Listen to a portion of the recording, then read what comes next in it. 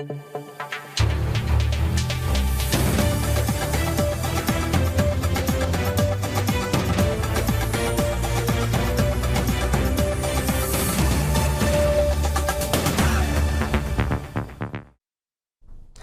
দর্শক, আমি তাজওয়ার মাহমিদ স্বাগত জানাচ্ছি আজকের সম্পাদকীয়তে।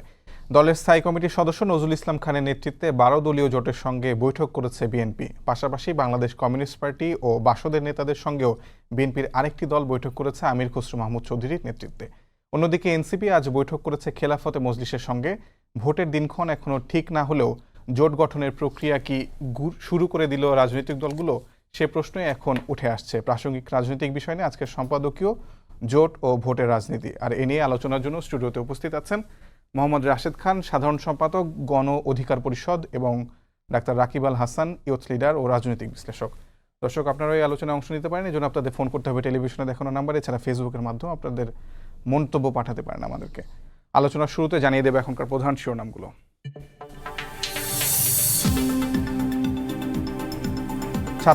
ছাত্রনেতার খুনিরা পরিবর্তনের পক্ষে নয়, নির্বাচিত সংসদের জন্য সংগঠিত থাকার আহ্বান মির্জা ফখরুলের। একই ব্যক্তির দল ও সরকার প্রধানের প্রস্তাবে বিএনপির না। রোডম্যাপ ঘোষণার আগে ডিসেম্বরে নির্বাচন ধরে ইসির তৎপরতাকে সন্দেহজনক বলছে এনসিপি। পুরানো ব্যবস্থার আর ভোট হতে না দেওয়ার হুঁশিয়ারি নেতাদের। সংস্কার ছাড়া ভোট করে লাভ হবে না, অবিলম্বে স্থানীয় নির্বাচনের পরামর্শ কমিশনের। এক শিডিউলে স্থানীয় সরকারের 5টি প্রতিষ্ঠানে নির্বাচনের সুপারিশ।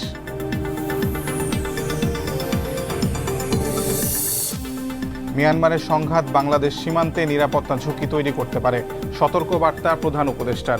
রোহিঙ্গা সংকট সমাধানে আন্তর্জাতিক উদ্যোগ নেয়ার আহ্বান।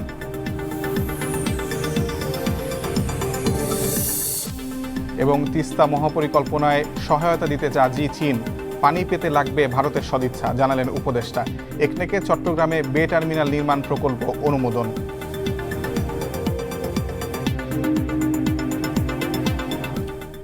আমরা আলোচনায় আসি। প্রথমে মোহাম্মদ রাশেদ খান, আপনাকে দিয়ে শুরু করি। আজকে 12 দলীয় জোট এবং বামপন্থী দলগুলোর পাশাপাশি গণ অধিকার পরিষদের সঙ্গেও বিএনপির একটি বৈঠক হয়েছে, রুদ্ধদ্বার বৈঠক। সেই বৈঠকে আসলে কি আলোচনা হলো আপনি কি আমাদেরকে জানাতে চান কিনা, সেইটা দিয়ে আসলে প্রথমে শুরু করি। ধন্যবাদ সবাইকে। গণ অধিকার পরিষদের পক্ষ থেকে শুভেচ্ছা। আজকে বিএনপি কয়েকটি দলের সাথে বৈঠক করেছে, তার মধ্যে গণ অধিকার পরিষদের সাথেও আজকে বৈঠক হয়েছে বিকাল 5টায়। বৈঠকের যে আলোচনার বিষয়বস্তু সেটি হলো যে কিভাবে জাতীয় ঐক্যমত সৃষ্টি করা যায়। আমাদের দলের পক্ষ থেকে আমরা আসলে 3টি বিষয়ে কথা বলেছি। সেটি হলো প্রথমত গণহত্যার বিচার এবং আওয়ামী লীগকে নিষিদ্ধ করা, দ্বিতীয়ত জাতীয় ঐক্যমতের ভিত্তিতে রাষ্ট্র সংস্কার এবং এই সংস্কারের একটি জাতীয় সনদ তৈরি করা এবং এটি নির্বাচনের আগে। 3 নম্বর হলো যে ডিসেম্বরের মধ্যে একটি অবাধ, সুষ্ঠু, নিরপেক্ষ নির্বাচনের ব্যবস্থা করা। এবং ডিসেম্বরের আউটলাইন যেহেতু প্রধান উপদেষ্টা নিজেই দিয়েছেন, তিনি জুনের কথাও বলেছেন, তবে আবার যতদূর আসলে সংবাদ আমরা দেখছি যে এপ্রিলের মধ্যে সরকার ইলেকশন করতে চায়, আবার ডিসেম্বরের মধ্যেও করার সম্ভাবনা সবথেকে বেশি। তো সেই জায়গায় দলগুলো ডিসেম্বরের কথা বলছে, অর্থাৎ সরকারের যে আউটলাইন তার মধ্যে একটা দলগুলো বেছে নিয়েছে ডিসেম্বর। তো সেই জায়গায় আমরা কিন্তু সেই ডিসেম্বরের কথা বলেছি, অর্থাৎ মোটা দাগে আমাদের দাবি আসলে 3টি এবং 3টা দাবির সাথেই বিএনপি একমত। প্রথমত গণহত্যার বিচার, এবং দ্বিতীয়ত সংস্কারের একটি জুলাই সনদ তৈরি করা, এবং এরপরে ডিসেম্বরের মধ্যে একটি অবাধ, সুষ্ঠু, নিরপেক্ষ নির্বাচনের ব্যবস্থা করা। সংস্কারের যে সনদের কথা আপনারা বলছেন, সেটি কি আসলে ওই জুলাই চার্টারের মতো ওইটার কথাই কি বলছেন? জাতীয় সনদ বা জুলাই চার্টার বা রিফর্ম চার্টার একই কথা। অর্থাৎ দলগুলো আমরা যারা একসাথে আন্দোলন সংগ্রাম করেছি, ফ্যাসিবাদ বিরোধী লড়াই করেছি, আমাদের যতটুকু আসলে আমরা একমত হতে পারবো সেইটার ভিত্তিতেই এই চার্টার তৈরি করা। আর অন্য বিভিন্ন দলের যে ধরনের নিজস্ব কিছু দাবি থাকবে না, যেটা বিএনপির সাথে মিলবে না, গণ অধিকার পরিষদের সাথে মিলবে না, ওইগুলো আসলে জনগণের কাছে যেতে হবে। জনগণ যদি আমাকে ক্ষমতায় বসায়, তাহলে আমি জনগণকে প্রতিশ্রুতি দিব যে আমি এইটা বাস্তবায়ন করবো। অর্থাৎ বিএনপি যে 31 দফার কথা বলছে, এটা আবার যুগপৎ আন্দোলনের দফা। অর্থাৎ আমাদের বিভিন্ন দলের বিভিন্ন দাবি দেওয়া ছিল, তো আমরা আসলে সব দাবির সাথে তো সবাই একমত পোষণ করতে পারিনি। তো সেক্ষেত্রে আমাদের ভিতরে কমন যে দাবিগুলো আমরা একমতে আসতে পেরেছি, সেটির ভিত্তিতেই কিন্তু আপনার হাসিনা যে সময় ক্ষমতায় ছিল সেই সময় কিন্তু রাষ্ট্র সংস্কারের 31 দফা দেওয়া হয়েছে এবং সেটার অংশীদার গণ অধিকার পরিষদ বলেন, গণতন্ত্র মঞ্চ বলেন, অন্যান্য দল যারা ছিল যুগপথে সবাই। সবাই অংশীদার। অর্থাৎ রাষ্ট্র সংস্কারের কথা কিন্তু শুধুমাত্র এখনই যে আলোচনা এসেছে সেটি না, এই আলোচনা কিন্তু যখন আওয়ামী লীগ ক্ষমতায় ছিল তখন আমাদের কাছে মনে হয়েছে যে আসলে এইভাবে আসলে একটি রাষ্ট্র চলতে পারে না।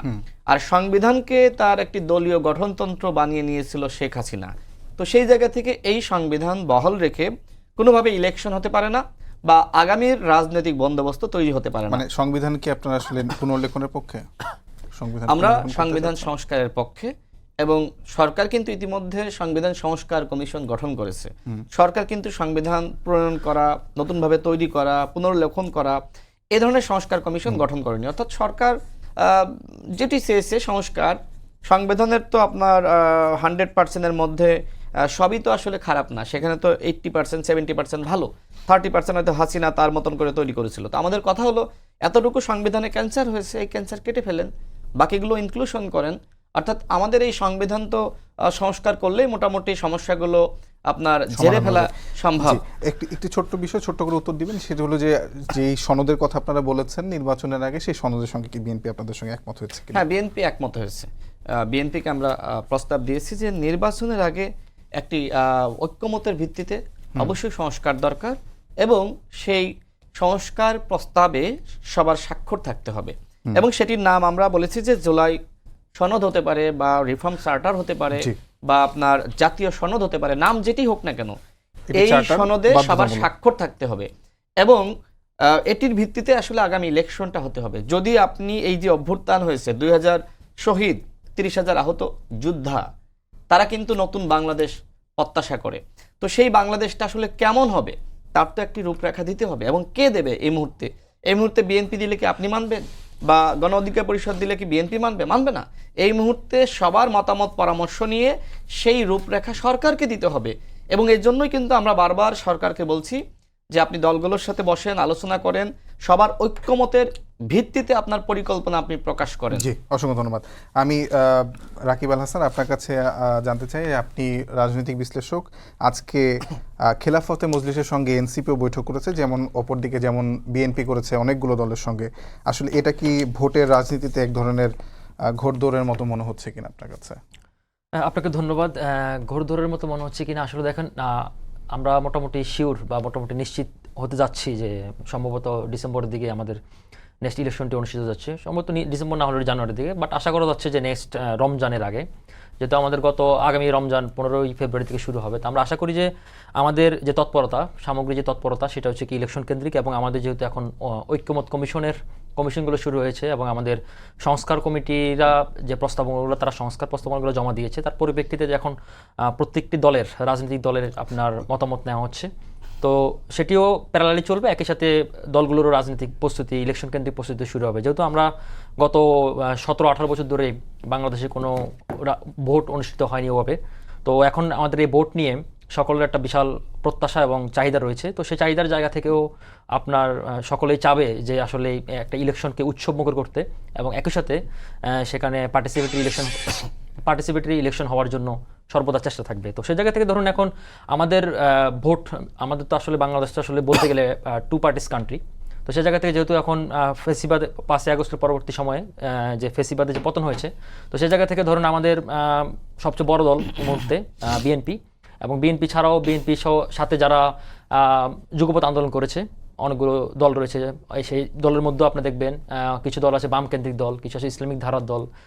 তো এখন আসলে অনেক ভোটের অনেক ক্যালকুলেশন থাকবে, সেই ছোট দলগুলো চাবে যে বিএনপির সাথে যেতে বা বড় দলগুলোর সাথে জোট তৈরি করতে। তো সেই একটা প্রস্তুতি শুরু হয়েছে। আর যেহেতু যুগপৎ আন্দোলনে অনেকগুলো দল ছিল, যেমন গণ অধিকার পরিষদ ছিল, রাষ্ট্র সংস্কার আন্দোলন ছিল, তারপর হচ্ছে জোনায়েদ সাকির দল ছিল, আর বিপ্লবী ওয়ার্কার্স পার্টি ছিল, হ্যাঁ, তো গণসংহতি আন্দোলন ছিল, জোনায়েদ সাকির নাম বলতে ভুলে গেলাম। যাই হোক, তো এখন তাদেরও তো এখন অনেক ধরনের হিসাব ক্যালকুলেশন থাকবে এবং যত দিন যাবে তত সেই বৈঠক, আলোচনা, সমালোচনা, নিজেদের মধ্যে বোঝাপড়া সেগুলো বাড়তে থাকবে। তো সেই বাড়ার কারণে আজকে যেমন ওদের সাথে বিএনপির সাথে এসব দলের আপনার বৈঠক দেখেছেন, একই সাথে খেলাফতে মজলিসের সাথে এনসিপির দেখেছেন। আপনি দেখেন এনসিপিতে আসলে তারা তো আসলে নিজেদেরকে দাবি করতেছে এখন মূল ফ্রন্ট লাইনের পলিটিক্যাল দল। তো তারাও যেহেতু ক্ষমতামুখী দল, তো তারাও চাবে যাদের সাথে তাদের মাইন্ড সেট আপ মেলে, রাজনৈতিক পলিটিক্যাল ইডিওলজি মেলে। যদিও তারা এখনও তাদের ইলেকশনের ম্যানিফেস্টো কিংবা তাদের ইডিওলজি আমাদের সামনে এখনও প্রকাশ করেনি বা তাদের এ ব্যাপারে আমরা স্পষ্ট কোনো ধারণা পাইনি। তো তারাও তো চাবে যে তাদের কাছাকাছি মানের বা কাছাকাছি মাইন্ড সেট আপের দলগুলোকে তারা কাছে টেনে নিতে, এবং সেই পরিপ্রেক্ষিতে হয়তো তাদের এই আলোচনা চলতেছে। রাশিদ ভাই, আপনার কাছে একটু জানতে চাই যে আপনারা আজকে যখন বিএনপির সঙ্গে আলোচনার পরে আমি সংবাদ মাধ্যমে দেখছিলাম যে আপনাদের দলে যিনি প্রধান আছে নূর ভাই, নুরুল হক নূর, তিনি বলেছেন যে 2 ছাত্র উপদেষ্টার পদত্যাগ করতে হবে, না হলে আপনারা কর্মসূচি দেবেন তাদের পদত্যাগ করানোর জন্য। কেন আপনারা আসলে সেটি চাচ্ছেন সেটা একটু জানতে চাচ্ছি। দেখেন, 3 জন ছাত্র উপদেষ্টা যারা আসলে সরকারে অংশ নিয়েছিল, প্রথমত গণহত্যার বিচার, আওয়ামী লীগকে নিষিদ্ধ করা, রাষ্ট্র সংস্কার করা এবং একটি অবাধ সুষ্ঠু নিরপেক্ষ নির্বাচন দিয়ে বিদায় নেওয়া, কিন্তু তাদের একজন কিন্তু ইতিমধ্যে পদত্যাগ করে দল গঠন করেছে। আপনি নিশ্চয়ই জানেন যে দল গঠন একটি ধারাবাহিক প্রক্রিয়া, একদিনে দল হয় না। অর্থাৎ তিনি ওই উপদেষ্টা পদে বসেই কিন্তু দলটা গঠন করেছেন। এবং দেখেন, এই 3 জনের মধ্যে কিন্তু একই নেক্সাস, তারা একই ছাত্র সংগঠন করতেন একসাথে। তো তাদের একজন পদত্যাগ করলেন, 2 জন সরকারে থাকা মানে কি? তার মানে ওই 2 জন এখন তাদের সমস্ত কাজ এনসিপিকে প্যাট্রোনাইজ করার জন্য করতেছে, এনসিপির সহযোগিতা, এনসিপি যাতে ভালো করে সেজন্য কিন্তু কাজ করতেছে। এবং যখন এনসিপি গঠিত হলো, তারা কিন্তু ফেসবুকে পোস্ট করে তারা শুভকামনা ব্যক্ত করেছে। তার মানে কি, হাসিনার সময় আমরা বলেছি যে হাসিনা ক্ষমতায় থাকলে অবাধ সুষ্ঠু নিরপেক্ষ নির্বাচন হবে না, সুতরাং সংসদ ভেঙে ফেলতে হবে, হাসিনাকে পদত্যাগ করতে হবে। ঠিক একইভাবে এই 2 জন ছাত্র উপদেষ্টা যদি সরকারে থাকে তাহলে অবাধ সুষ্ঠু নিরপেক্ষ নির্বাচন হবে না। এই কারণে আমরা বলেছি তাদেরকে অবশ্যই পদত্যাগ করতে হবে। শুধুমাত্র এই 2 জন ছাত্র উপদেষ্টা না, আসিফ মাহমুদ বা মাহফুজ আলম না, অবশ্যই সরকারের বিভিন্ন দপ্তরে, সেক্টরে যখন কিন্তু বৈষম্য বিরোধী ছাত্র আন্দোলন ছিল, তখন বিভিন্ন সেক্টরে তাদেরকে কিন্তু ছাত্র প্রতিনিধি হিসেবে দায়িত্ব দেওয়া হয়েছে এবং তারা বর্তমানে এনসিপির নেতা। তার মানে কি, তার মানে এই যে 2 জন উপদেষ্টা তারা এনসিপির প্রতিনিধিত্ব করছে, কিন্তু অন্য কোনো দলের এরকম সরাসরি প্রতিনিধিত্ব এই সরকারের নাই। যেহেতু এই সরকার নিরপেক্ষ সরকার, এই সরকার অভ্যুত্থানের সরকার, আমাদের সকলের সরকার, ডক্টর মোহাম্মদ ইউনূস বাংলাদেশের জনগণের জন্য আশীর্বাদ, রাজনৈতিক দলগুলোর জন্য আশীর্বাদ। আমরা চাই না তার নিরপেক্ষতা নষ্ট হোক। এই কারণে আমাদের পক্ষ থেকে দাবি করা হয়েছে যে এই নিরপেক্ষতা নষ্ট হয়েছে এমন কোনো কাজ কি মাহফুজ আলম বা আসিফ মাহমুদ করেছে কিনা এখন পর্যন্ত? নিরপেক্ষতা অবশ্যই নষ্ট হয়েছে। যাদের উপরে দায়িত্ব ছিল রাষ্ট্র সংস্কার করা, গণহত্যার বিচার করা, আওয়ামী লীগকে নিষিদ্ধ করা, এখনো পর্যন্ত আসিফ মাহমুদ বলেন আর আপনার মাহফুজ আলম বলেন, আওয়ামী লীগকে নিষিদ্ধ করার ব্যাপারে কোনো উদ্যোগ নিয়েছে? গণহত্যার বিচারে তাদের কোনো উদ্যোগ আছে? বরং তারা নানানভাবে আওয়ামী লীগের পৃষ্ঠপোষকতা করছে, আওয়ামী লীগকে পুনর্বাসন করছে। আমার কাছে স্পষ্ট প্রমাণ রয়েছে। আসিফ মাহমুদ ডামি এমপিদের সাথে নিয়ে ঘোরে, আপনি যাচাই বাছাই করেন। আসিফ মাহমুদকে আমি জানিয়েছি যে আপনি এইভাবে ডামি এমপিকে সাথে নিয়ে ঘুরেন না, তাকে সরিয়ে দেন, কিন্তু তিনি কথা শোনেন না।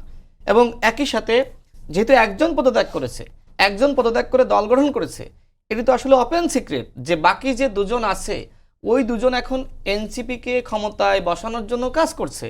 এবং যেহেতু দল গঠন করেছে, সুতরাং এই সরকারের বাকি যারা রয়েছে তাদের থাকার আসলে ওই যৌক্তিকতা আছে বলে আমরা মনে করি না। অবশ্যই সরকারের নিরপেক্ষতা নষ্ট হয়েছে। আপনি বলেন, এই যে বিভিন্ন দপ্তরে, সেক্টরে যদি এনসিপির নেতারা থাকে, আন্দোলন কি শুধুমাত্র আপনার ওই ছাত্র শক্তির ভাই ব্রাদার এরা করেছে? ছাত্র শিবির করে নাই, ছাত্র দল করে নাই, ছাত্র অধিকার পরিষদ করে নাই। ছাত্র দলের তো কেউ আসলে আপনার এই সরকারে যায়নি, ছাত্র শিবিরের যায়নি, ছাত্র অধিকার পরিষদের যায়নি। তো তারা গিয়েছিল, খুব ভালো কথা, তারা তো সামনে ছিল। বাকিরা কি তাদের সাথে পিছনে না থাকলে, পাশে না থাকলে কি আন্দোলন গণ অভ্যুত্থান সফল হতো? হতো না। রাশিদ ভাই, আপনাকে একটা প্রশ্ন আমার করতে ইচ্ছে করছে, সেটা হলো যে আপনি বলছিলেন যে 3 জন আসলে একই নেক্সাসের ছাত্র শক্তি থেকে আসা, এই তিনজন তো আসলে ছাত্র অধিকার পরিষদের সঙ্গেও সংযুক্ত ছিল, তাহলে আপনাদেরকে আসলে আপনার দল ছেড়ে দিয়েছে বলে কি আপনার এত বেশি আসলে রাগ কিনা তাদের উপর? না, আমরা তো একসাথে অভ্যুত্থানের সময় কাজ করেছি। আসিফ মাহমুদ বলেন, নাহিদ ইসলাম বলেন, আক্তার বলেন, আমরা একসাথে আন্দোলনের সময় কাজ করেছি। আমাদের হয়তো আলাদা দল করতে পারি, আলাদা সংগঠন করতে পারি, এক সময় একসাথে রাজনীতি করেছি। 2018 সালের কোটা সংস্কার আন্দোলন 23 সাল পর্যন্ত মোটামুটি আমরা একসাথে সংগ্রাম করেছি। মাঝখানে আমাদের ভিতরে ভুল বোঝাবুঝি বলেন, যেটি বলেন, এর পরবর্তীতে যখন আবার কোটা ফিরে আসে আমরা একসাথে কাজ করেছি। ভবিষ্যতে যদি আবার জাতির প্রয়োজনে একসাথে কাজ করতে হয় আমরা করতে প্রস্তুত আছি। কিন্তু আপনি তো আসলে একদিকে বিরোধী দল থাকবেন, অন্যদিকে আপনি সরকারের টিম ভোগ করবেন, এটি তো হতে পারে না। কারণ এই অভ্যুত্থান সবার, কারোর ভূমিকা কম বেশি আপনি বলতে পারেন না। সবার সম্মিলিত প্রচেষ্টায় হাসিনা সরকারের, হাসিনা রেজিমের ধ্বংস হয়েছে। সুতরাং এখন দায়িত্ব হলো সরকারের নিরপেক্ষতা ধরে রাখা, গণহত্যার বিচার করা, আওয়ামী লীগকে নিষিদ্ধ করা এবং একটি অবাধ সুষ্ঠু নিরপেক্ষ নির্বাচনের মাধ্যমে আগামী নির্বাচন কিভাবে হবে, আগামী রাষ্ট্র কেমন হবে, কিভাবে পরিচালিত হবে তার একটি বন্দোবস্ত তৈরি করা। কিন্তু এখনো পর্যন্ত তো এই দুজন ছাত্র উপদেষ্টা সেটি আসলে জাতিকে দেখাতে পারেনি। নাহিদ ইসলামের উপরে মানুষের আস্থা বিশ্বাস ব্যাপক ছিল যে নাহিদ ইসলাম যেহেতু এক দফার ঘোষণা দিয়েছে, সুতরাং তার নেতৃত্বে আওয়ামী লীগ নিষিদ্ধ হবে, তার নেতৃত্বেই জুলাই সনদ বা রাষ্ট্র সংস্কারের সনদ তৈরি হবে, তার নেতৃত্বেই আগামীর রাজনৈতিক বন্দোবস্ত তৈরি হবে। কিন্তু তিনি সেই কাজগুলো করলেন না। দেখেন, সরকারে থেকে যে কাজগুলো করা যায়, সরকারের বাইরে এসে সেই কাজগুলো করা যায় না। এখন তিনি যতগুলো কথা বলছেন, ঠিক এই কাজগুলো তিনি উপদেষ্টা থাকলে করতে পারতেন। এই তিনজন ছাত্র উপদেষ্টার যে পাওয়ার, বাকি সকল উপদেষ্টা মিলে ডক্টর ইউনূস স্যারের বাইরে সেই পাওয়ারটা ছিল না। আপনি নিশ্চয়ই দেখেছেন যে আমাদের রেজওয়ানা আপার বক্তব্য গণমাধ্যমে এসেছে। তিনি বলেছেন যে তাদের তিনজনের বক্তব্য বা নাহিদের বক্তব্য আমরা অন্যভাবে দেখতাম। কথাটা একটু ভিন্নভাবে এসেছে, কিন্তু তাদের গুরুত্ব তিনি বুঝিয়েছেন। ছাত্রদের যে গুরুত্ব, এই যে উপদেষ্টা পরিষদে যারা রয়েছে তাদের মধ্যে কয়জন বিপ্লবী? দুই একজন, আসিফ নজরুল স্যারের মতন দুই একজন হয়তো আন্দোলন সংগ্রামে ছিলেন, কিন্তু বাকি কেউই কিন্তু আন্দোলন সংগ্রামে ছিলেন না। কিন্তু এই তিনজন ছাত্র উপদেষ্টার উপরে জনগণের আস্থা বিশ্বাসটা ছিল যে তারা জাতীয় ঐক্য সংহতি ধরে রাখবে। আজকে বাংলাদেশে কোথাও ঐক্য আছে? বিএনপি বলেন, এনসিপি বলেন, গণ অধিকার পরিষদ বলেন, অন্য দল বলেন, জামাত ইসলাম বলেন, এই যে আমাদের সহপর ভিন্নতা, কিন্তু জুলাইয়ে আমাদের সহপর ভিন্নতা ছিল। আমরা তো এক এবং ঐক্যবদ্ধ ছিলাম। এই জাতিকে এক এবং ঐক্যবদ্ধ করেছিল ছাত্ররা, এটি সত্য, মানতে হবে। কিন্তু সেই ছাত্ররা যখন একটি দল গঠন করে, সেই ছাত্ররা যখন বিভাজন সৃষ্টি করে, সেই ছাত্ররা যখন জাতীয় ঐক্য সংহতি বিনষ্ট করে, সেই ছাত্ররা যখন আওয়ামী লীগ নিষিদ্ধ না করে শুধুমাত্র আওয়ামী লীগের নিবন্ধন বাতিলের কথা বলে, সেই ছাত্ররা যখন তাদের উপর অর্পিত দায়িত্ব পালন না করে পদত্যাগ করে, তখন আস্থা বিশ্বাসের জায়গাটা থাকে না। যখন তারা নিজেদের স্বার্থকেই প্রাধান্য দেয়, দল গঠনকেই প্রাধান্য দেয়, দলকে আগামীতে ক্ষমতায় নিয়ে যাওয়ার জন্য যা করার তাই করে, তখন তো জাতীয় ঐক্য সংগঠন থাকে না। সমস্যা আসলে এই জায়গায়। আমি আবার আসবো আপনার কাছে, তার আগে আপনার সহ আলোচকের কাছে আমি প্রশ্নটা করতে চাই যে তিনজনের মধ্যে একজন সরকারি পদ ছেড়ে দিয়েছেন, অর্থাৎ উপদেষ্টা পদ ছেড়ে দিয়েছেন, বাকি দুজন আছে। এতে কি সরকারের নিরপেক্ষতা কিছুটা আসলে প্রশ্নবিদ্ধ হতে পারে কিনা, যেহেতু এনসিপি একটি দল, একজন উপদেষ্টা ছেড়ে গিয়ে তিনি দলের প্রধান হয়েছে? আপনি কি মনে করেন?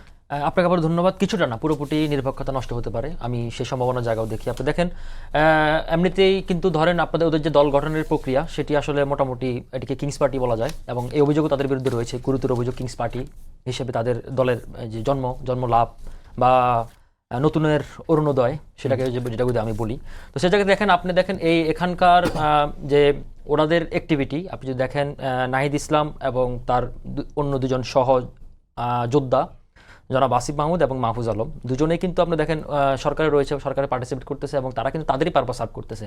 আপনি দেখেন জনাব আসিফ মাহমুদ, তিনি কিন্তু একটি গুরুত্বপূর্ণ মন্ত্রণালয়, স্থানীয় সরকার মন্ত্রণালয়ে তিনি দায়িত্বপ্রাপ্ত রয়েছেন, এবং আমরা অনেক ধরনের অভিযোগ শুনছি যেখানে আপনার ডিসি হতে আমরা স্থানীয় সরকারের বিভিন্ন পজিশনে ইউনো ডিসি কিংবা সরকারি আমলা, এমনকি আমরা এরকম তথ্য প্রমাণ এসেছে মিডিয়াতে যে সেখানে হচ্ছে ওয়াসা, আপনি নিশ্চয়ই জানেন, ওয়াসাতেও সেই নিয়োগ বাণিজ্য, যতদিন যাবে তত তাদের এরকম তাদের যে উদ্যমী প্রচারণা সেটি বাড়বে। ওয়াসা নিয়োগ বাণিজ্য মনে হয় চুক্তিভিত্তিক ছিল, চুক্তিভিত্তিক হলো, আপনি সেটাকে কিন্তু এভাবে সরাসরি আপনি রিকমেন্ডেশন করে করতে পারেন না, যেখানে আপনি কোনো টেন্ডার ছাড়া করতে পারেন না।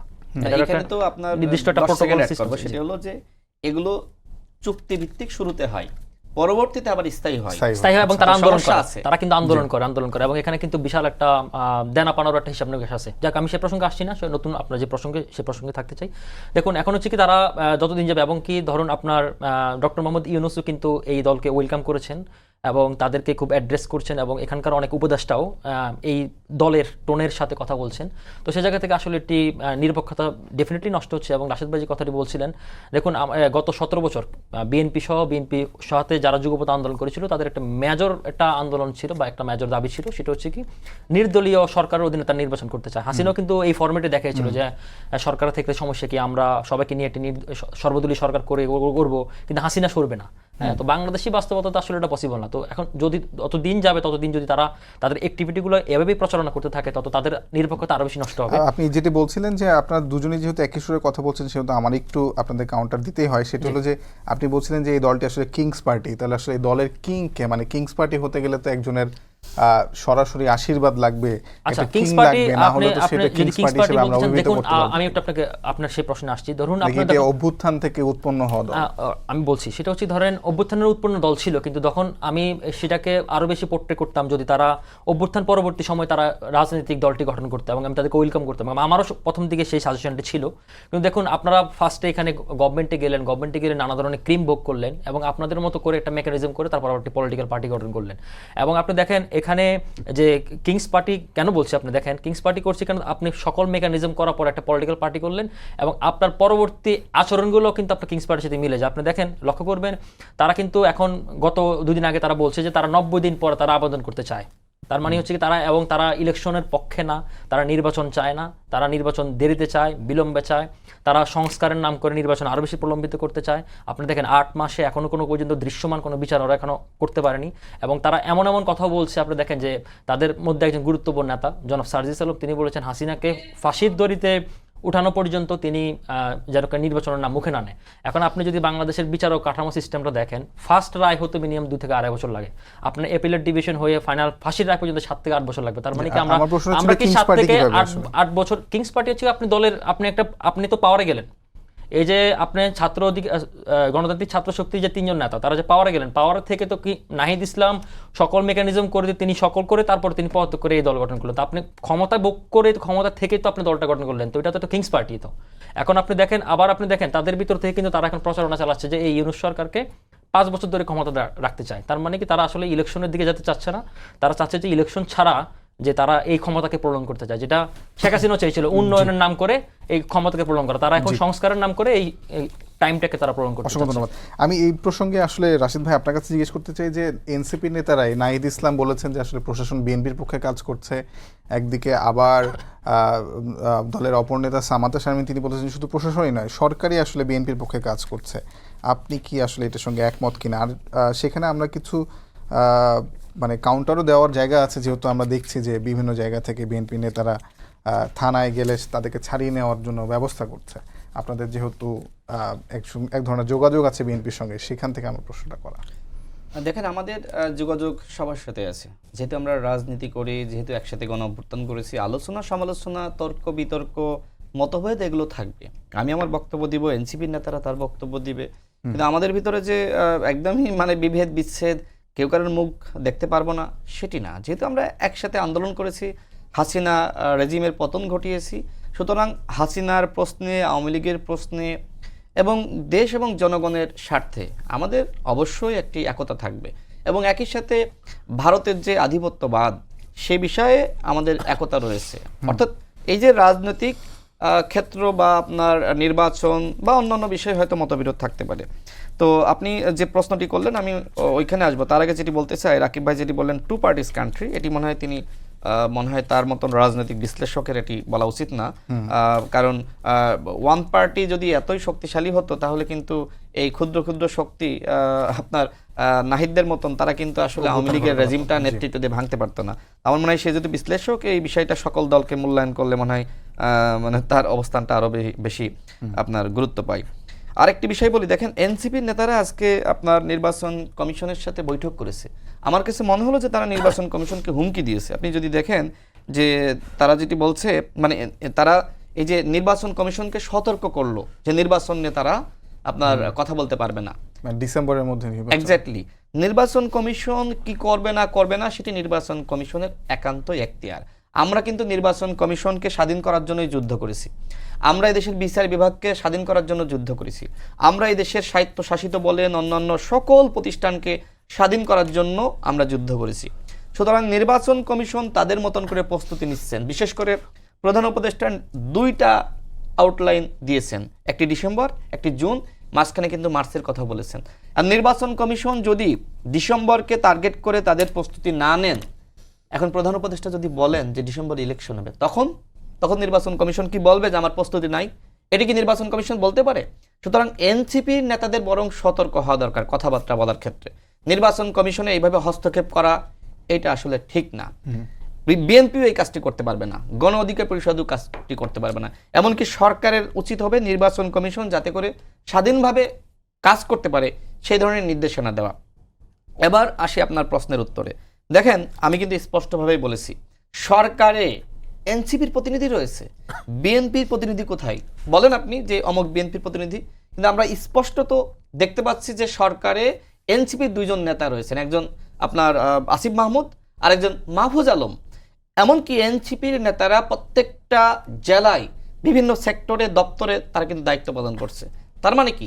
তার মানে এই সরকারটা যদি আপনি বিবেচনা করেন যে এনসিপির সাথে ঘনিষ্ঠতা রয়েছে, আমি বলছি না এনসিপিকে আমি কিংস পার্টি বলতে চাই না, তবে তাদের সাথে ঘনিষ্ঠতা রয়েছে। এবং উপদেষ্টারা, প্রধান উপদেষ্টা সহ স্বয়ং অন্য উপদেষ্টারা বলেছেন যে আমাদেরকে নিয়োগ দিয়েছে কারা? ছাত্ররা। এখন ছাত্ররা বলতে কারা? যারা পরবর্তীতে এনসিপি গঠন করেছে তারা। তার মানে এই উপদেষ্টাদের কৃতজ্ঞতা বলেন বা দায়বদ্ধতা বলেন কাদের প্রতি বেশি থাকবে? বিএনপির প্রতি নাকি এনসিপির প্রতি নাকি গণ অধিকার পরিষদের প্রতি? এনসিপির প্রতি। কমন হিসাব, আপনি সহজে আসেন। ঠিক আছে, এই যে আপনি সরকারের ক্রিমটা ভোগ করছেন, স্বীকার করতে সমস্যা কি? আমি অভ্যুত্থানের নেতৃত্ব দিয়েছি, আমার 2জন প্রতিনিধি থাকতেই পারে। এইভাবে বলেন, যেখানে আপনার প্রতিনিধি রয়েছে, মূলত যেহেতু আমরা পদত্যাগ দাবি করছি যে সরকারের নিরপেক্ষতা নিশ্চিত করার জন্য এনসিপির প্রতিনিধি এবং যারা ছাত্র প্রতিনিধি রয়েছে, সরকারের উপদেষ্টা রয়েছে, তাদেরকে পদত্যাগ করতে হবে। এটি একটি চাপ সৃষ্টি হয়েছে। এখন এই চাপ কিভাবে মোকাবেলা করবে? এই জন্য অন্যের উপরে আসলে দশটা চাপানো, সেটি বিএনপির উপরে বলেন, জামাতের উপরে বলেন যে এই সরকার তো বিএনপি ঘেঁষা সরকার, শুধুমাত্র প্রশাসন বিএনপির দিকে হেলে গেছে বা বিএনপির স্বার্থ হাসিল করছে এই কথা বলেই কিন্তু ক্ষান্ত হয়নি, বরং এটিও বলা হয়েছে যে সরকার এবং উপদেষ্টারাও বিএনপির জন্য কাজ করছে। এর মাধ্যমে আসলে তারা কি চায়? একটি গ্যাঞ্জাম লাগাতে চায়? বরং এটি বলা যায় যে এই সরকার এনসিপির সরকার, এই সরকার গণ অধিকার পরিষদের সরকার, এই সরকার বিএনপির সরকার, এবং এই যে সবার সম্মিলিত সরকার, এর জন্য কিন্তু ছাত্ররা যেটি করতে পারতো যে বিপ্লবে অংশগ্রহণকারী সবার প্রতিনিধিত্বের সরকার, কিন্তু সেটি তারা করতে পারেননি। বরং সকল প্রতিনিধি তারা তৈরি করেছেন, তারাই কিন্তু এই উপদেষ্টাদেরকে নিয়োগ দিয়েছেন, প্রধান উপদেষ্টা নিজে বলেছেন। সুতরাং এই জায়গায় বিএনপির ঘাড়ে দোষ দেওয়া যে প্রশাসন, সরকার, উপদেষ্টারা বিএনপির হয়ে কাজ করছে, এটি আসলে ওই যে নিজেদের উপরে যেহেতু দায় আসতেছে যে তাদের প্রতিনিধি রয়েছে, ওইটাকে ঢাকার জন্য মূলত এইভাবে তারা কথা বলছে। রাশিদ ভাই, আপনারা দেখা যেহেতু করছেন বিএনপির সঙ্গে, আপনারা যুগপৎ আন্দোলনেও ছিলেন, নির্বাচনের যেহেতু সামনের দিন এগোচ্ছে আমরা নির্বাচনের দিকে, আপনারা কি আসলে এই যে আজকের দেখাশোনা বা বিগত দিনে যে আপনাদের সম্পর্ক, এটি কি আসলে একটা রাজনৈতিক জোটে রূপান্তর হতে পারে? মানে দেখেন, বিএনপির সাথে তো আমাদের আজকের ওঠা বসা না, 2022 সাল থেকে আমরা একসাথে যুগপৎ আন্দোলন করছি, ওই সময় থেকে আমাদের সম্পর্ক রয়েছে। বিএনপি সহ আমরা যুগপৎ আন্দোলন করেছি, রাষ্ট্র সংস্কারের রূপরেখা দিয়েছি, 31 দফা দিয়েছি, এবং আমরা মনে করি হাসিনার শুধুমাত্র পতন হয়েছে, কিন্তু ফ্যাসিবাদের পতন হয়নি। এখনো পর্যন্ত সচিবালয়ে ফ্যাসিবাদ, পুলিশে ফ্যাসিবাদ, আপনি অন্যান্য বাহিনীতে ফ্যাসিবাদ, সরকারের প্রত্যেকটা দপ্তরে সেক্টরে ফ্যাসিবাদ, বিভিন্ন জায়গায় যারা প্রমোশন পাচ্ছে তারা আওয়ামী লীগের সুবিধাভোগী। বরং আওয়ামী লীগ সরকারের সময় বা ওই ফ্যাসিস্টদের ক্ষমতার সময় যারা আসলে বঞ্চিত হয়েছিল, সেই সকল কর্মকর্তারা এখনো বঞ্চিত হচ্ছে। ডিবি প্রধান, তিনি আওয়ামী লীগের সময় বঞ্চিত ছিলেন, এই অন্তর্বর্তীকালীন সরকারের আমলে তিনি আরো বঞ্চনার শিকার হলেন। আপনি কি বলবেন? বিভিন্ন জায়গায় যাদেরকে সরকার সন্দেহ করছিল যে বিএনপি পন্থী হয়তো সরকারি কর্মকর্তা, এর আগে আইজিপিকে সরিয়ে দেওয়া হলো, ডিএমপি কমিশনারকে সরিয়ে দেওয়া হলো, কেন? বলা হলো যে এরা বিএনপি পন্থী। এই কাজগুলো সরকার করেছে না? এখন তো এনসিপি পন্থী কর্মকর্তাদেরকে তারা বিভিন্ন জায়গায় বসাচ্ছে, আইজিপি এনসিপি পন্থী, মানে তারা যেটি বোঝাচ্ছে যে তাদের পন্থী, ডিএমপি কমিশনার তাদের পন্থী, অর্থাৎ তাদের পন্থী না হলে কাউকে কোথাও রাখতেছে না। একজন উপদেষ্টার কথা আমি শুনলাম, তিনি বলছেন বিএনপি যদি বেশি বাড়াবাড়ি করে তাহলে প্রয়োজনে আমরা আওয়ামী লীগকে আবার ফিরিয়ে আনবো। এই ধরনের আলাপ আলোচনা হচ্ছে, এবং এইটার প্রমাণও আমরা পেয়েছি। কিভাবে? 2 জন উপদেষ্টা মিলে 3 জন ডামি এমপির জামিন করিয়েছে। আমি এর আগে প্রেস ব্রিফিং করে বলেছি, আপনাদের সময় টেলিভিশনে প্রচারও করেছে। আমার এলাকার দামি এমপি জামিন করিয়েছে একজন উপদেষ্টা, আমার কাছে সমস্ত তথ্য প্রমাণ রয়েছে। তো এই যদি হয় এই সরকারের উপদেষ্টাদের কর্মযোগ্য, আমি আগেই বলেছি প্রধান উপদেষ্টার প্রতি আমাদের সকলের আস্থা বিশ্বাস রয়েছে, যে সবার প্রতি আস্থা বিশ্বাস হারিয়ে গেলেও তার প্রতি আমাদের আস্থা বিশ্বাস থাকবে। তিনি একমাত্র ভরসার প্রতীক, তিনি আমাদের আস্থা বিশ্বাসের প্রতীক। জি। কিন্তু অন্যান্য উপদেষ্টারা আওয়ামী লীগের পুনর্বাসনে অনেকে কাজ করছে, সেই আমার অভিযোগগুলো এসেছে। ছোট করে প্রশ্ন ছিল যে আপনাদের এই জোটটা কি আসলে নির্বাচনী জোটের দিকে যেতে দেখেন, আমরা গণ অধিকার পরিষদের পক্ষ থেকে আমরা বলেছি আমরা 300 আসনে ইলেকশন করতে চাই। ইতিমধ্যে আমরা বলেছি যে আমরা 100 আসনের ঘোষণা, আমাদের প্রার্থীর ঘোষণা খুব শীঘ্রই আমরা দিব, হয়তো মাসখানেকের মধ্যে সেই ঘোষণা হয়ে যেতে পারে। এখন আগামীতে আসলে দেশ এবং জনগণের স্বার্থে আমরা কিন্তু এটিও বলেছি জাতীয় ঐক্যমত্য সরকার দরকার। বিএনপি যে কথা বলেছে বা যুগপৎ আন্দোলনের যে ঘোষণা, জাতীয় সরকারের ঘোষণা। আওয়ামী লীগের ফ্যাসিবাদকে যদি আপনি শেষ করে দিচ্ছি, আওয়ামী লীগের ফ্যাসিবাদকে যদি আপনি রুখতে চান, তাহলে ফ্যাসিবাদ বিরোধী সকল শক্তি আগামী 10টা বছর এক থাকার কোনো বিকল্প নাই। সেই জায়গায় যদি ঐক্যমতের নির্বাচন হয়, ঐক্যমতের ভিত্তিতে দেশ পরিচালনা করা হয়, সেক্ষেত্রে যুগপৎ যে সম্পর্ক রয়েছে এই সম্পর্ক ওই আপনার ঐক্যমতের সরকারের ওই সম্পর্কতে রূপান্তরিত হতে পারে। অসংখ্য ধন্যবাদ। আমি রাকিব আল হাসান আপনার কাছে জানতে চাই যে আমরা দেখছিলাম যে আজকেও বা গতকালকে আসলে একজন ছাত্রদল কর্মী নিহত হয়েছে এশিয়া প্যাসিফিক ইউনিভার্সিটির সম্ভবত, এবং আমরা একটি বেসরকারি গবেষণা সংস্থার প্রতিবেদনে দেখেছি যে গত মাসে অর্থাৎ মার্চ মাসে বিএনপির অন্তর্কোন্দলে অন্তত 17 জন নিহত হয়েছে, এবং গত 5 আগস্টের পর থেকে নিহত হয়েছে 51 জন অন্তর্কোন্দলে এবং সহ বিভিন্ন জায়গায়। তো এই যে 5 আগস্টের পরেও যে আসলে হত্যা রাজনীতি, এটা কি আসলে বাংলাদেশকে একটা হুমকির মুখে ঠেলে দিচ্ছে কিনা?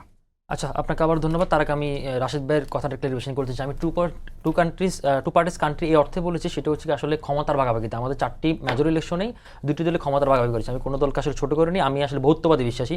আমি চাই বাংলাদেশে আরও অনেক ধারণার রাজনীতিক দলের প্রচলন হোক, কিন্তু আমি এটা মিন করেছি ক্ষমতার ভাগাভাগির ক্ষেত্রে। তো যেহেতু এখন আওয়ামী লীগ ফেসিবাদের পতন হয়েছে, তো সেই একটি ভ্যাকিউম, বিএনপির এগেনস্টে একটা ভ্যাকিউমের জন্য একটি বড় রাজনৈতিক শক্তি দরকার। এবং কি আমাদের দীর্ঘদিন থেকেই আমাদের বাংলাদেশের রাজনীতি যদি দেখেন, তৃতীয় শক্তির কোনো উদ্ভব হচ্ছিল না। তা আপনাকে হয় ফার্স্ট ওয়ান অথবা সেকেন্ড ওয়ান চয়েস করতেছে, তৃতীয় কোনো বিকল্প দিকে বাংলাদেশ যাচ্ছিল না। তো সেই একটি সম্ভাবনা এনসিপি তৈরি করেছে। আমি জানি না শেষ পর্যন্ত তারা কতটুকু রাখতে পারে। আবার আপনার অন্য প্রসঙ্গে আসি, সেটা হচ্ছে কি হত্যার রাজনীতি, যেটা আপনার কথা বলছেন। আসলে হত্যার রাজনীতি খুবই দুঃখজনক। আসলে আমাদের যে রিজনাল যে পলিটিক্স এবং আমাদের যে ভিলেজ পলিটিক্স কিংবা আমাদের সিভিল কিশোর গ্যাং, আপনি দেখেন কিশোর গ্যাংয়ের তৎপরতা কিন্তু অনেক বেশি। এবং আপনি যে হত্যাকাণ্ডটির কথা গতকাল এমাত্র বললেন, গতকাল খুবই তুচ্ছ একটি ঘটনা নিয়ে, এবং আমরা দেখেন আমরা সেখানে একজন হাসি দিয়েছে, তার হাসি পছন্দ হয়নি, তারপর তাকে তার সহপাঠীদেরকে ডেকে এনে তাকে হত্যা করা হয়েছে। তো আসলে আমরা এগুলো ইঙ্গিত করে আসলে আমরা এখনও সেই সভ্যতার জায়গাটা পৌঁছাতে পারিনি, কিংবা আমরা এখনও সেই টলারেন্ট সোসাইটিটাকে এখনও ডেভেলপ করতে পারিনি। তো এগুলো আসলে আমাদের শুধুমাত্র রাজনৈতিক প্রেক্ষাপটের কারণে না, আমাদের একটি সোসাইটির জন্য এগুলো খুব হুমকিদারক। এবং আমাদের সোশ্যাল আর্থসামাজিক প্রেক্ষাপটে এগুলো আসলে খুবই দুঃখজনক বিষয়। এবং আমাদের যে সোশ্যাল প্র্যাকটিস এবং আমাদের পলিটিক্যাল প্র্যাকটিস আসলে ওইভাবে প্রপারলি না হলে এগুলো আরও দিন বাড়বে, এবং যত ইলেকশন যত ঘর হবে তত ভায়োলেন্সের সংখ্যা তত বাড়বে। আমি আপনাকে একটা এক্সাম্পল দিই। সেটা হচ্ছে কি, আমি কিছুদিন আগে আমেরিকান এম্বাসির একটা প্রোগ্রামে গিয়েছিলাম। তো তারা আমার সাথে মত বিনিময়ের সময় একটা সময় বলছিল যে আমরা তোমাদের সামনে যত ইলেকশন যতদিন গণাবে এবং ইলেকশনে যখন রোডম্যাপ ঘোষণা হবে, তখন আমরা সবচেয়ে বেশি ওরিড হচ্ছে কি বাংলাদেশের লোকাল ভায়োলেন্স নিয়ে। এবং আপনি দেখেন বাংলাদেশের প্রত্যেকটি ইলেকশন কেন্দ্রেই ভায়োলেন্সের অনেক হিস্ট্রি রয়েছে। তো আসলে এই জিনিসগুলো আসলে দুঃখজনক, এবং এ বিষয়ে আমরা মনে করি যে আমাদের প্রত্যেকটি রাজনৈতিক দলের সক্রিয় ভূমিকা পালন করা উচিত। জি, এই বিষয়ে রাশিদ ভাই, আপনার কাছে আমার শেষ প্রশ্ন, সেটা হলো যে বিএনপি বলেছে যে আমাদের 70 একদমই 30 সেকেন্ডে বলবে যে 70 অনুচ্ছেদ নিয়ে, আমাদের সংবিধানের 70 অনুচ্ছেদ নিয়ে অনেক দিন ধরে আসলে তর্ক বিতর্ক আছে। বিএনপি বলেছে যে আস্থা বিল, অর্থ বিল, জাতীয় নিরাপত্তা ও সংবিধান বিষয় ছাড়া আসলে অন্য বিষয়গুলোতে দলের প্রার্থী এমপিরা অন্য দলের বিরুদ্ধে ভোট দিতে পারবে। আপনি আসলে এই বিষয়টি নিয়ে কি মনে করবেন? একদমই 10-15 আমি শেষ করি। তার আগে আমি আরেকটি কথা বলি, একটু 20 সেকেন্ড আছে। সেটা হলো নারী সংস্কার কমিশন একটি বিতর্কিত প্রস্তাবনা দিয়েছে। আমরা মনে করি যে এই বিতর্কিত কমিশনকে বাতিল করতে হবে। দ্বিতীয়ত 70 অনুচ্ছেদের ব্যাপারে আমার মনে হয় সবাই সংস্কার চাই। গণ অধিকার পরিষদের পক্ষ থেকে বলা হয়েছে যে অনাস্থা বিল ব্যতীত বা গুরুত্বপূর্ণ যে বিষয়গুলো আছে সেটি ছাড়া অবশ্যই দেশ এবং জনগণের কল্যাণে অবশ্যই 70 অনুচ্ছেদ সহ প্রত্যেকটা যেখানে যেখানে যতটুকু প্রয়োজন সব সংস্কার করতে হবে। যত কথা ভালো ছিল সেই ভালো কথা রাখতে হবে। জি, সবাইকে ধন্যবাদ জানিয়ে শেষ করছি আজকের সম্পাদকীয়। আগামীকাল রাতে আবারও দেখা হবে একই সময়। শুভরাত্রি।